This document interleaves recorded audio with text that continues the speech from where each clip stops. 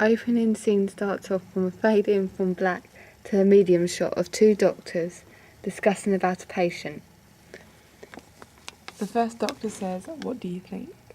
We'll be using shot reverse shot for this entire sequence. Shot reverse shot again at a medium shot. Camera behind Doctor 2. The second doctor says, "I don't know, I just really don't know," and sighs. Then the other doctor then says, "Tests have all come back negative, but..."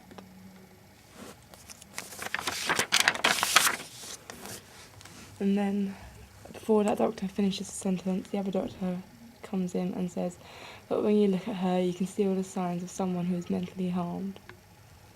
Then We're using a medium shot and the camera behind Doctor 1. Doctor 1 says, "I know, but we have to stick to what the tests say. We can't just decide that she is. We need to keep to the facts." And that'd be a medium shot and behind Doctor 2. Then Doctor 2 says, "I know that, but we can't just let her leave." He looks down at the clipboard and says, "Her notes say her family and friends are worried for she's closed off from everyone around her, disappearing a lot too." Medium shot, cam behind Doctor 1.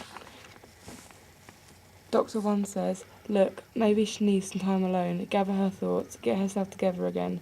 We can get her to have a check-up in a few months' time. Let's just monitor her for the time being." Doctor 2 knows this and sadly smiles while shaking her head. Doctor 1 then speaks again. "So, here's the plan. We are going to let her leave tomorrow morning. We talk through a plan with her, rehabilitate her into the outside world. She'll move on, but we all know she'll never be fully herself again. I can't think of anyone that would be." The second doctor then says, "Fine, it's just that knowing that I can't help her, it's killing me. It's so sad to see her life so wasted by something that was so out of her hands." And Doctor 1 says, "Come on."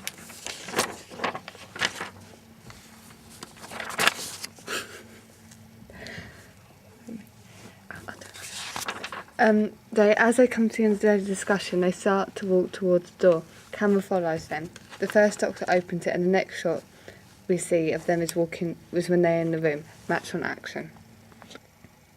We see the doctors enter the room. We can see them looking at something and then looking at each other. The second time they look over, we then go to a point of view shot of what the doctors can see. We then go to a bird's eye view of a woman lying on the bed. We go to bird's eye view to see that she is sleeping. We slow the camera. When you see this, we'll have quite tense music in the background. The girl. There will always be a bird's eye view of this one. All of a sudden, her eyes open at an extreme close-up, and that's when the music stops. The camera will then follow the girl as she swings her legs down from the bed and dangles them and sits up, as she becomes alert or there's people in the room with her. Then there is a long shot of the girl. The camera is at a point of view shot of from what the girl can see. It's a long shot so we can see the doctors and the girl. Behind doctors so we can hear what they're saying.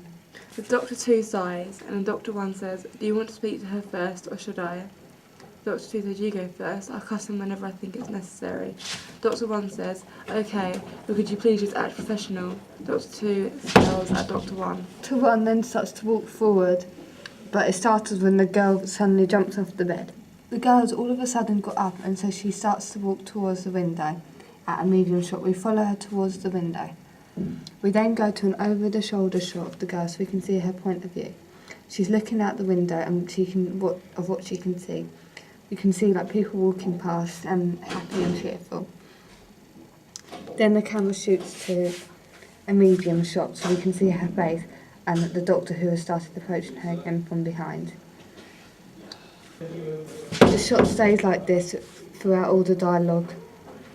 Doctor 1 says, "Miss James, how are you feeling today?"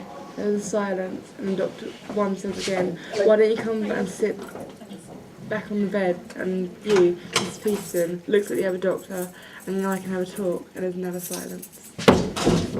In response to that, we see the woman slowly closing her face with it to right with the words 5 months earlier appearing on the screen. The light fades out and we see the young woman again at medium close-up. She is laughing and chatting with friends, looking much healthier and happier than when we just saw her. The woman is just gossiping with her friends about some party or something that's happened in their group recently. The camera then pulls out to a long shot. Just behind a couple of trees we can see the back torso of someone, dressed entirely in black, watching the girl and her friends.